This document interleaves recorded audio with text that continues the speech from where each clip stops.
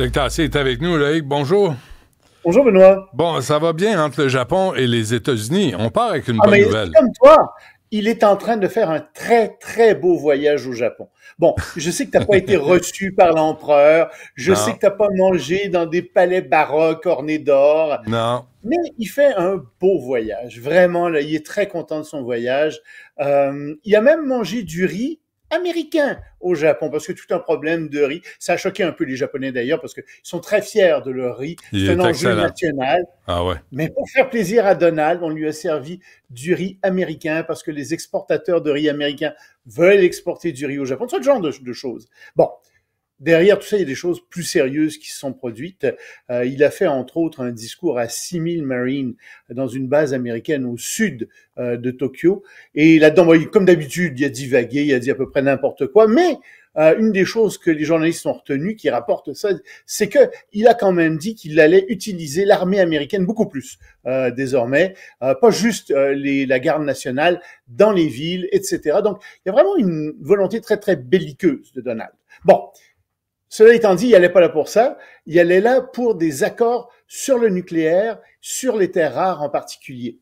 Et même s'il n'y a pas d'entente chiffrées qui ont été signées, il y a des accords cadres qui ont été signés, et ça, c'est très important pour les États-Unis. Le Japon possède énormément de terres rares, et donc, il s'entend avec les États-Unis pour exploiter ces terres rares, pour les développer. Ça prend du temps, il faut ouvrir les mines.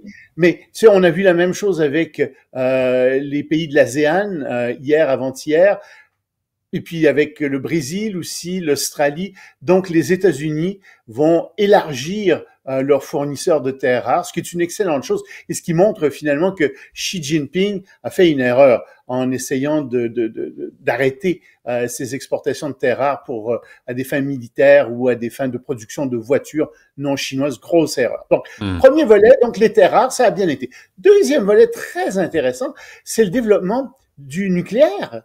Parce que le Japon, avec Fukushima, a eu un gros problème. On sait, en 2011, cette centrale atomique qui a déversé, enfin qui s'est emballée et qui a déversé de la radiation, des eaux radioactives. C'était très grave comme accident. On a même pensé à un certain moment qu'il faudrait, imagine, évacuer Tokyo.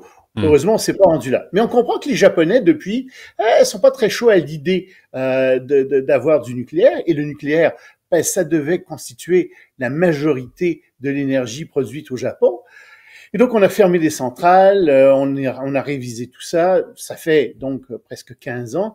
Puis maintenant, on dit, voilà, il y a une nouvelle génération de centrales nucléaires qu'on a, et puis des plus petites centrales qui sont plus sécuritaires. Donc, le Japon veut développer ça, d'autant plus que le Japon n'aime pas être dépendant en matière d'énergie d'autres pays, et il reçoit en particulier 9% de son gaz qui vient encore de la Russie, 1% de son pétrole. Et là-dessus, tiens, Donald Trump dit, mais vous savez, en Alaska, on a du gaz naturel liquéfié, on pourrait vous le vendre.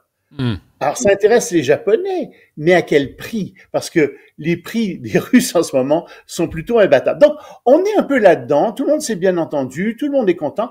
Comme toi, encore une fois, il a fait un beau voyage au Japon. Ouais, mais il a raté quelque chose, le riz japonais. Pour les sushis, là, c'est absolument extraordinaire. Ah non, mais il y a des commentateurs qui ont parlé de ça. Ils ont dit, oui, mais c'est parce que le palais de Donald Trump n'est pas capable de faire la différence C'est entre clair. le riz japonais et le riz américain. Mais après tout, c'est poulet frit Kentucky et c'est Big Ouais, Mac. non, il semble pas avoir une palette de goût très développée. Pas tant, Pour non. le moins qu'on puisse dire. Bon, et peut-être qu'on l'a pour un autre, jusqu'en, je sais pas, un autre 4 ans, là, Donald Trump. Ben oui, sur l'avion, il y a un journaliste qui a dit, Monsieur Trump, est-ce que vous allez vous présenter pour 2008, pas comme président, est-ce que vous présenteriez comme vice-président? Oh, vous êtes mignon, a dit Donald. Non, non, je vais pas faire ça. Me présenter comme vice-président, les gens aimeraient pas ça. Je pourrais le faire, mais les gens aimeraient pas ça. C'est sûr qu'ensuite, le président pourrait démissionner, je deviendrais président. Ce serait une façon détournée de devenir président, et patati et patata. La Constitution me le permet, dit-il. C'est entièrement faux. La Constitution américaine spécifie qu'après 2 mandats, personne ne peut se présenter à nouveau comme président ou comme vice-président. Parce qu'il est bien sûr que si le président disparaît pour une raison ou pour une autre, c'est le vice-président qui devient président. Donc, il n'y a pas le droit de faire ça. Mais c'est ce que Poutine faisait avec Medvedev en Russie. Bien sûr, c'était sa stratégie en 2008. Il est devenu Premier ministre, lui. Mais c'était sûr que c'était lui qui continuait à tout diriger. Puis Ouais. après un mandat, oups, il est redevenu président à nouveau. Alors, mais pour Trump, la différence, c'est que oui, encore le genre de lapsus révélateur. Donc Trump a pas fermé la porte. Et ce que je vais surtout te dire, c'est que Steve Bannon, qui est son conseiller, a déclaré à The Economist la semaine dernière que oui, il y avait des plans qui étaient étudiés en ce moment pour contourner la Constitution et faire en sorte que Donald Trump soit à nouveau président. Mais Donald Trump lui-même semble hésiter. Il dit, vous savez, le couple Marco Rubio et puis J. Vance, ça serait très, très fort. Moi, je pense que c'est eux qui vont se présenter en 2008. Ah oui, En oui, 2020. je pense aussi. Parce que, tu sais, il va avoir 82-3, Donald Trump. Et c'est pour ça qu'il est pressé. Il vieillit. Ouais. Il n'a pas l'air, tu sais, il n'a pas l'air mettons qu'à cet âge-là, l'avenir est très incertain. Oui, c'est le moindre qu'on puisse dire. Amazon supprime 30 000 emplois. 30 000 emplois, remplacés par de l'intelligence artificielle. Et ça s'arrêtera pas là, semble-t-il. Le New York Times a obtenu des informations là-dessus. Et sur 1,5 million d'emplois qu'il y a chez Amazon, il y en aurait un demi-million qui seraient appelés à disparaître très, très bientôt. Alors, évidemment, ils disent on supprime des emplois routiniers, on les remplace par l'intelligence artificielle, on fait des coupures dans la bureaucratie, etc. Sauf qu'il y a des gens qui disent, attendez, là, mais quel modèle est-ce qu'on est en train d'avoir? Étant entre autres l'ineffable Bernie Sanders, sénateur du Vermont, qui est très aimé, soit dit en passant au Vermont, etc. Mais quoi, il y a 84 ans, je pense, maintenant, Bernie Sanders. Lui, il dit, attention, là, c'est parce que c'est pas juste Amazon qui fait ça. Amazon est en train de mettre sur pied un modèle de travail qui pourrait être utilisé par plein d'autres entreprises aux États-Unis. Puis à ce moment-là, ça pose vraiment des problèmes. Et d'autant plus que Amazon a englouti, dit Sanders, des milliards de dollars en subventions du gouvernement américain pour aider les travailleurs avec le logement, l'alimentation, la santé. Est-ce qu'ils vont rembourser ces milliards-là? Je ne pense pas. Bernie Sanders non plus.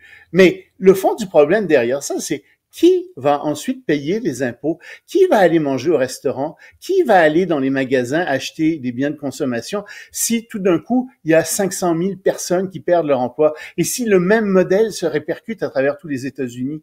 Puis on a un vrai problème ici de société. Parce que je ne crois pas, moi, que ce soit Amazon qui paie davantage d'impôts s'il fait plus de profit. Non, je pense pas. Non, mais on nous promettait la société des loisirs dans les années 70 et 80, tu sais, où les robots allaient prendre la relève pour les tâches répétitives là, dans les usines. C'est eux qui prennent la relève pour les loisirs. C'est eux qui écrivent des romans. Ils sentent que les éditeurs sont débordés par toutes sortes de romans. C'est ce que notre ami Joseph Facal écrivait il y a quelques jours dans sa chronique. Il semble aussi qu'ils peignent, ils font de la musique, ils font plein de choses. Ça, c'est des loisirs. C'est une société des loisirs, mais c'est l'intelligence artificielle qui a les loisirs. On se demande à quoi on va servir bientôt. Écoute, merci Loïc, on se reparle demain. Ça marche.